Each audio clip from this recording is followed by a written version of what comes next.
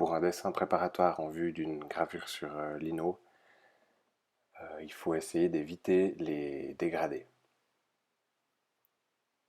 Donc il faut quelque chose de plus contrasté avec du noir et du blanc, et puis pas de parties trop fines parce que c'est assez difficile d'avoir un trait noir extrêmement fin au lino.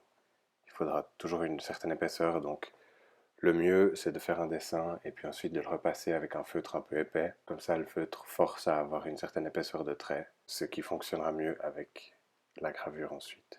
Une fois que le dessin est terminé, il faut le reporter sur le calque. On peut faire ça de manière assez rapide parce qu'ensuite, depuis le calque, on va encore le reporter sur le lino. Donc le dessin n'a pas besoin d'être extrêmement précis puisque de toute façon, il va être retravaillé sur la plaque elle-même après. Par contre, il faut vraiment faire attention à appuyer assez fort avec le crayon pour mettre un maximum de graphite sur le calque pour que ce graphite puisse ensuite se déposer sur la plaque. Un dessin de ce type, ça suffit pour le reporter sur le lino. Après, on retravaille. Moi, j'ai encore envie de rajouter des lettres, alors je vais vite le faire pour faire une sorte de logo.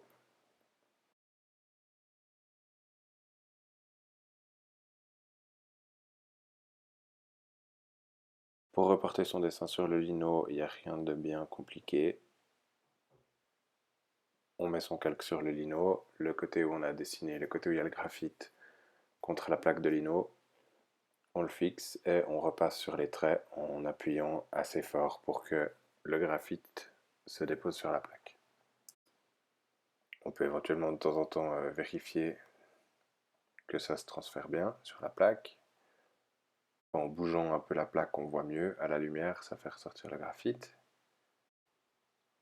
Ensuite, il va falloir fixer le dessin sur la plaque de lino parce que le crayon s'estompe quand on passe sa main dessus. Alors il va falloir le faire au stylo indélébile. Moi, je le fais d'abord une fois au crayon pour voir mon dessin clairement. Et ensuite, je passe au stylo indélébile.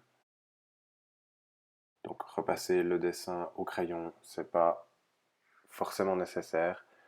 Par contre, le repasser au marqueur, ça l'est, puisque après, quand on va graver, la main va beaucoup frotter la plaque et ça risque d'estomper le dessin au crayon, alors qu'avec un marqueur indélébile, il va tenir. Maintenant, notre dessin est bientôt fini et je pense que certains se demandent pourquoi c'est à l'envers sur la plaque. Alors, c'est important que ce soit à l'envers, par exemple les lettres, parce qu'ensuite, quand on retourne la plaque, il y a un effet miroir avec l'impression. Et l'impression sera à l'endroit. Donc, s'il y a du texte, c'est assez important qu'il soit à l'envers sur la plaque de lino.